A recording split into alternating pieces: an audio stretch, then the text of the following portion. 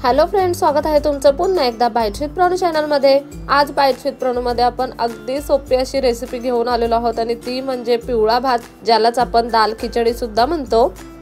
नेहमीच असं चमचमीत खाऊन कधीतरी कंटाळा आलेला असतो, अशा वेळी काय करायचं हा प्रश्न पडला असेल तर अतिशय उत्तम असा हा दाल खिचडीचा पर्याय आहे। त्यासाठी सगळ्यात पहिल्यांदा आपण इथे अर्धी वाटी तांदूळ आणि अर्धी वाटी मुगाची डाळ घेतलेली आहे।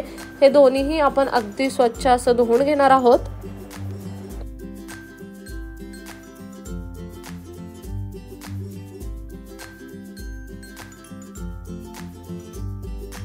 इथे आपण डाळ आणि तांदूळ दोन्हीही स्वच्छ धुवून घेतलंय।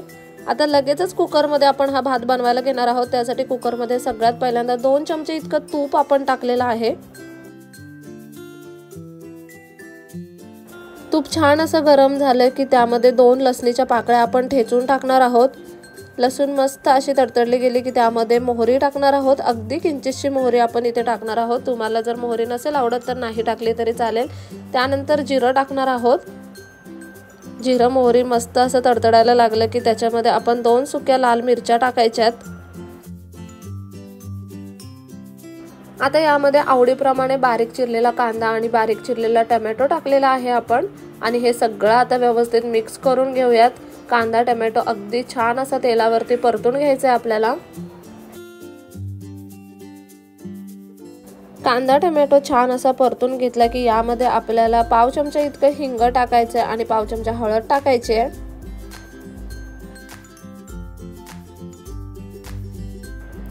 हे दोन्हीही थोडंसं परतून घेऊयात।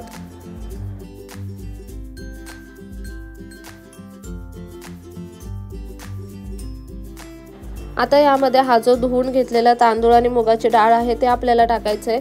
दोन्हीही आपण समप्रमाणामध्ये घेतलेला आहे।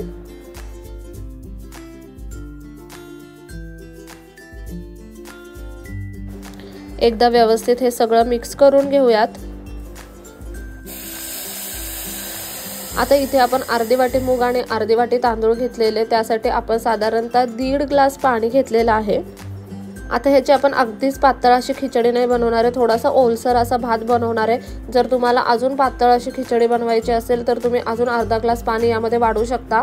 आता इथे चवीप्रमाणे मीठ आपण टाकून घेऊयात।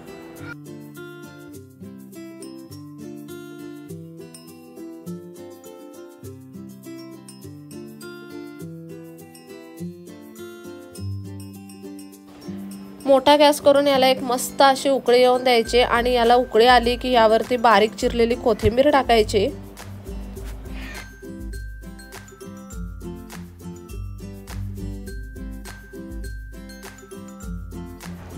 आता कुकरचं झाकण आपण बंद करून घेऊयात आणि कुकरला साधारणतः 4 ते 5 शिट्ट्या करून घ्यायच्या। मुगाची डाळ अगदी व्यवस्थित शिजली गेली पाहिजे।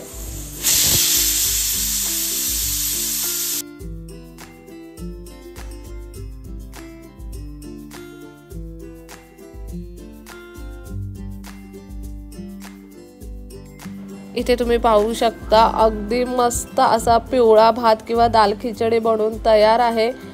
इतका मस्त बनलाय, दिसायला जितका छान दिसतोय खायला तितकाच अप्रतिम झाला होता।